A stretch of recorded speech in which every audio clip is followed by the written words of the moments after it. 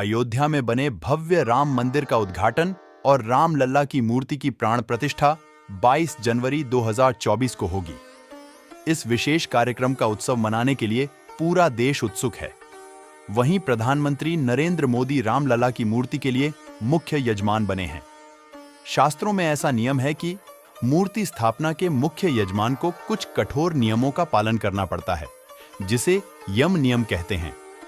प्रधानमंत्री मोदी ने 11 दिनों तक यम नियम के पालन करने का संकल्प लिया है और वे 12 जनवरी से इस नियम का पालन कर रहे हैं।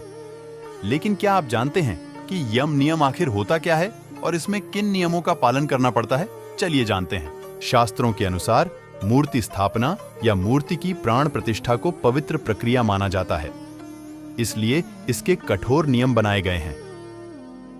अष्टांग योग के 8 भाग यम, नियम, आसन, प्राणायाम, प्रत्याहार, धारणा, ध्यान, भजन और समाधि में यम नियम सबसे पहला नियम है।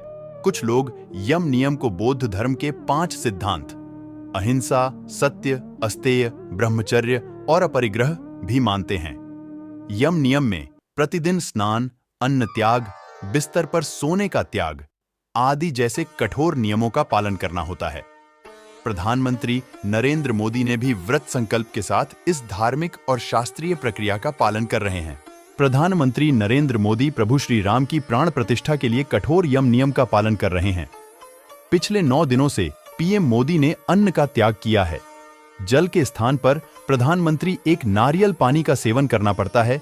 यम नियम अनुष्ठान के कठोर नियमों का पालन करते हुए प्रधानमंत्री नरेंद्र मोदी रामलला की प्राण प्रतिष्ठा के लिए यजमान के सभी आवश्यक नियमों का पालन कर रहे हैं और इन दिनों वे केवल नारियल पानी पी रहे हैं और तपश्चर्या के सभी नियमों का पालन कर रहे हैं।